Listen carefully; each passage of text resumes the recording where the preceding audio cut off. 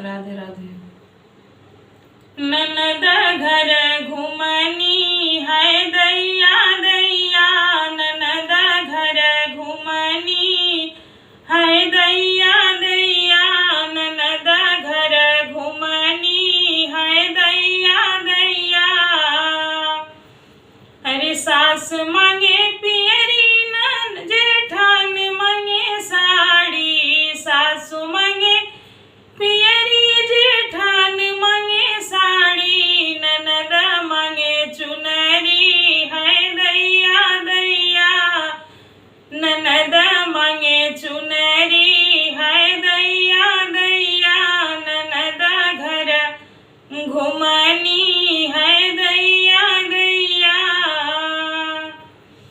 सास के देबो पियरी जेठान के देबो साड़ी, सास के देबो पियरी जेठान के देबो साड़ी, ननद के देबो चुनरी है दैया दैया, ननद के देबो चुनरी है दैया दैया, ननद घर घुमनी है दैया दैया, ननद घर घुमनी है दैया दैया।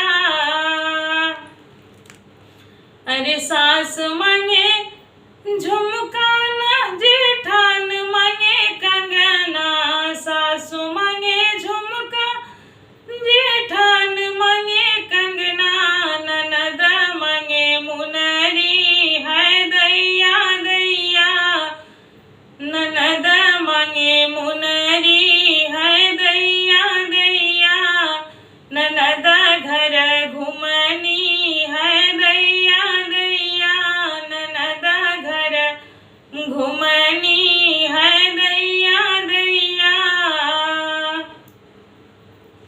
अरे सास के देबो झुमका जेठान के देबो कंगना, सास के देबो झुमका जेठान के देबो कंगना, ननद के देबो मुनरी है दैया दैया, ननद के देबो मुनरी है दैया दैया, ननद घर घुमनी है दैया दैया।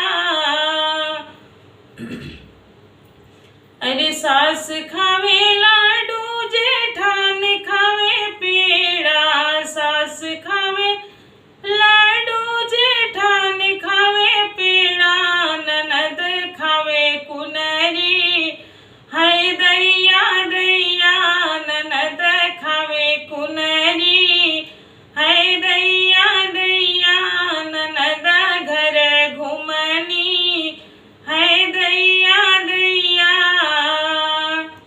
सास के देबो लाडू जेठान के देबो पेड़ा, सास के देबो लाडू जेठान के देबो पेड़ा, ननद के देबो कुनरी है दैया दैया, ननद के देबो कुनरी है दैया दैया, ननद घर घुमनी है दैया दैया, ननद घर घुमनी है दैया दैया।